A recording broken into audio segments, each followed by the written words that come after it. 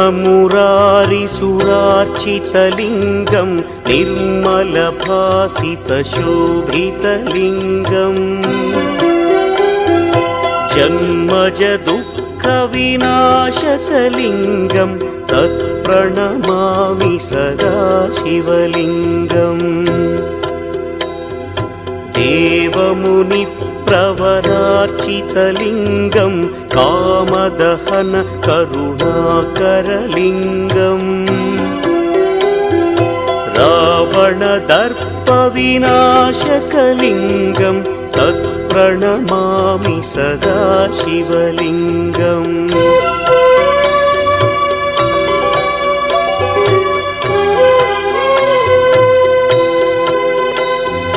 सर्वसुगन्धसुलेपितलिङ्गं बुद्धिविवर्धनकारणलिङ्गं सिद्धसुरासुरवन्दितलिङ्गं तत्प्रणमामि सदा शिवलिङ्गं कनकमहामणिभूषितलिङ्गं मणिपतिवेष्टितशोभितलिङ्गम्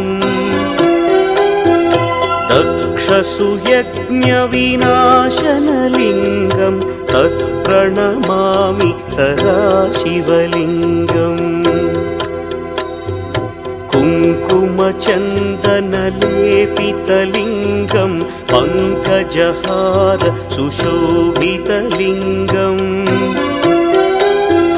सञ्चितपापविनाशनलिङ्गं तत्प्रणमामि सदा शिवलिङ्गम्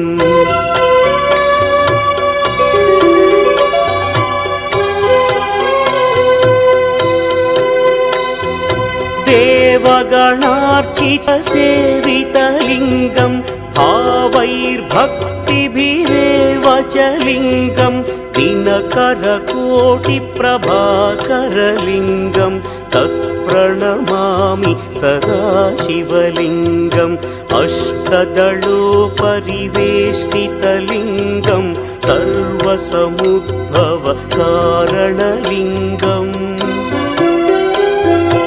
अष्टदरिद्र्यविनाशनलिङ्गं तत्प्रणमामि सदा शिवलिङ्गम्